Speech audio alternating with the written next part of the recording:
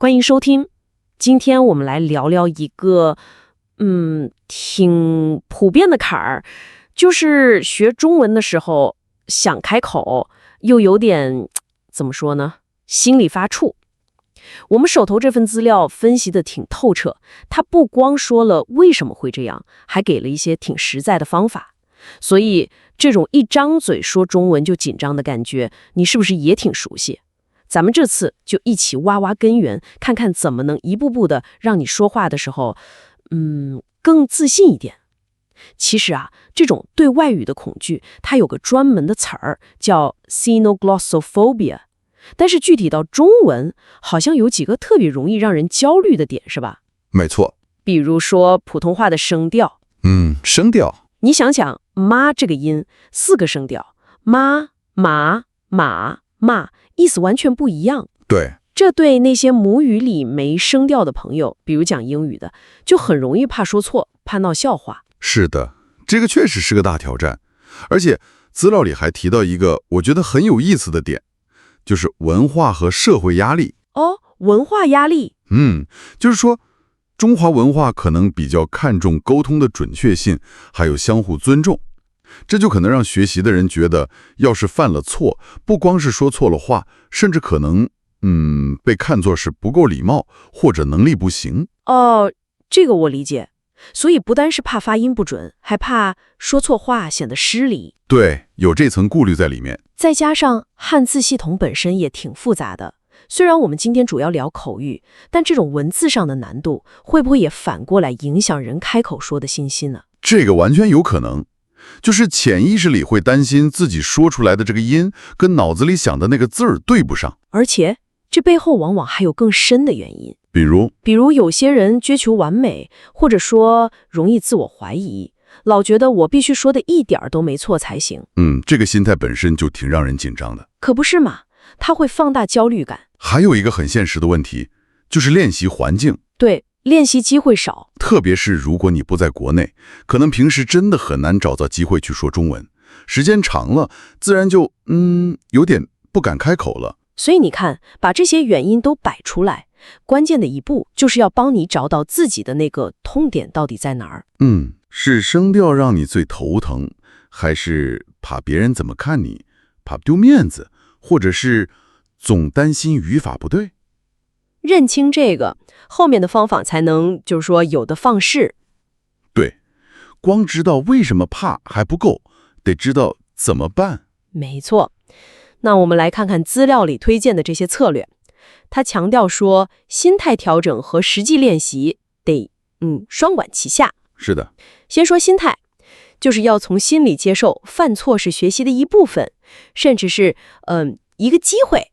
成长型思维。对，就是成长型思维，可以搞个错误本记下来，下次注意。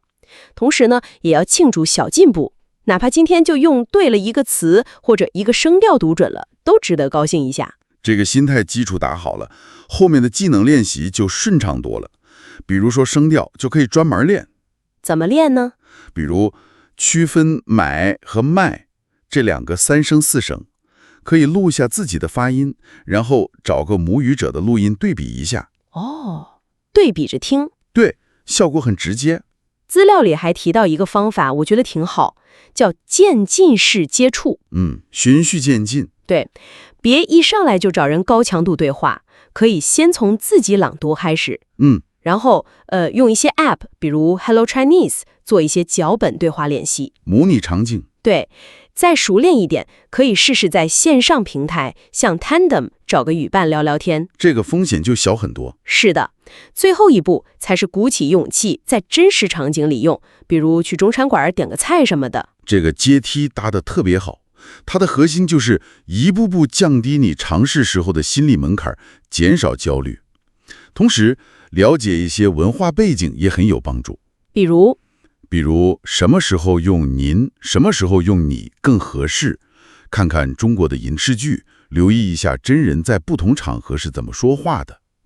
观察模仿。对，还有知道一些常用的成语或者表达，也能让你交流起来更自然，减少那种因为文化差异带来的不确定性感。找对人也很重要，比如说加入一个学习小组，大家互相鼓励，或者找一个比较有耐心、会鼓励你的老师。对，环境支持很重要。另外，现在的技术也挺帮忙的。科技工具是的，比如用语音识别软件帮你检查发音准不准，或者跟 AI 语伴对话，它不会笑话你，还能随时陪练。听一些中文播客，像那个 Slow Chinese， 也能磨磨耳朵。你会发现，这些方法其实是相互促进的。怎么说？就是你心态放轻松了，就更敢去尝试那个阶梯挑战了，对吧？对。然后呢，这些科技工具用得很好的弥补练习环境不足的问题，关键在于要坚持，哪怕每天就挤出个10分钟、15分钟，只要持续下去，效果一定会看到的。日积月累。所以你可以想一想，对你来说，现在马上就能开始做的那个小步骤是什么？另外，还得认识到，克服恐惧不是一蹴而就的事儿，它不是个一锤子买卖，是个过程。对，是个持续的过程，需要培养好的学习习惯，保持积极的态度。比如说，定目标要现实一点，别总想着一下子就说得跟母语者一样流利。更重要的是要学会拥抱这个过程中的不完美，允许自己暂时说不好，允许自己有不确定感，这都没关系。对，允许自己脆弱一点，而且在这个过程中，可能还会遇到一些常见的绊脚石。比如说，就是特别在意别人的看法，总怕被评判，怕被笑话。这个很常见。这时候就得提醒自己，其实啊，大部分母语者看到外国朋友努力学中文，心里是挺欣赏的。他们通常更关心能不能听懂你的意思，而不是你的语法是不是100%完美。确实是这样，沟通是第一位的。对，还有一种情况就是遇到瓶颈期了啊，感觉学不动了，没进步。对，这时候不妨换个方式接触的新东西，比如找出你喜欢的中文歌学了唱唱，或者看一些简单的中文故事书，给学习注入点新鲜感。换脑子。还有一个老大难问题，时间不够。这个太普遍了。那怎么办呢？就得想办法把中文塞进日常生活的缝隙里，见缝插针。对，比如给家里的东西贴上中文标签，看到什么就念到什么。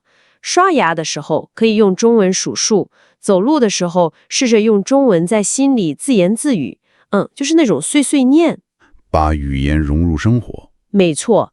那么我们聊了这么多，核心要点是什么呢？其实就是想说中文的这种恐惧感虽然很真实，很多人都有，但它绝对不是不可战胜的。对，只要你理解了它从哪里来，然后有策略的去练习，关键是调整好心态，再用好身边的资源和支持，就能一步步把它化解掉。是的，完全可以克服。而且这可能还会让你思考一个更深层次的问题。什么问题？就是说，当你不再害怕开口说中文之后，这门语言为你打开的，难道仅仅是沟通的方便吗？通过它，你期待能达到什么样的文化深度？或者说，你希望借着学中文这件事儿，实现什么样的个人成长呢？这或许是整个学习旅程中一个更值得探索也更迷人的方向。感谢您的收听。如果你喜欢本期内容，请订阅、点赞并分享给您的朋友。